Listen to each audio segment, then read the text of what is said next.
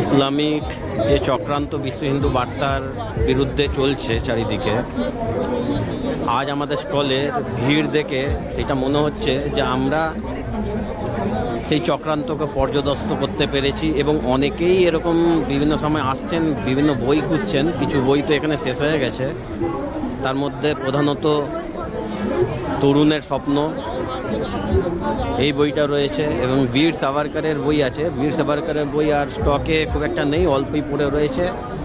আজকে আপনারা ভিড় দেখতেই পাচ্ছেন আমাদের স্টলের, বিশ্ব হিন্দু বার্তা স্টলের ভিড়।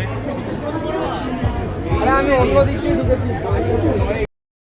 সিকিউরিটি থাকে না ভাই।